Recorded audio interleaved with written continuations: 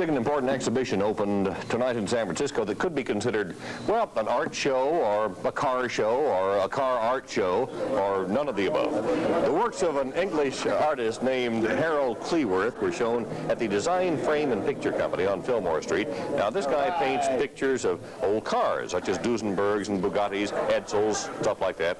He likes old cars, but he went further. He crushed a 1969 Ferrari and squeezed it into a dining room table. The thing is worth about $10,000, so if you ever wanted to dine on a crushed Ferrari, well, here's your chance. But probably the most unusual work he's been commissioned was this dining table. For $3,000 plus, he transformed what remained of a wrecked Ferrari into a table.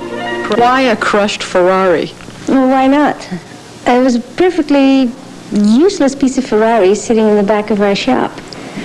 And Harold wanted to do something with it in 3-dimension, and we talked about it for quite a while, and we couldn't get to anything, and I really wanted something useful out of it.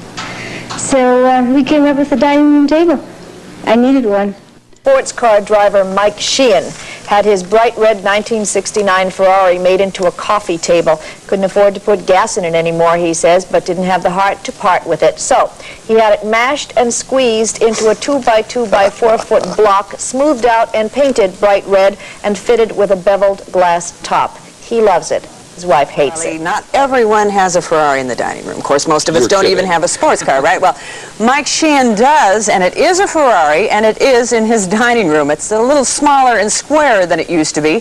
Seems it first went through a crusher at a Southern California steel yard. It's now a 2x2 by 4 foot bright red cube, Ferrari red no doubt, the base of his dining room table.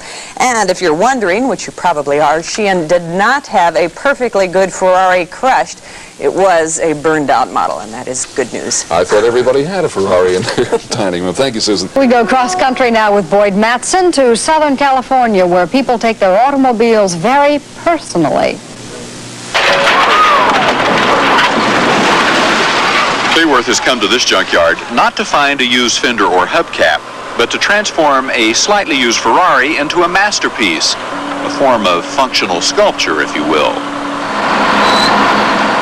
Cleworth has been commissioned to put the Ferrari into a crusher where it will be squeezed into a 1,200-pound cube, the base of the ultimate Ferrari lover's dinner table.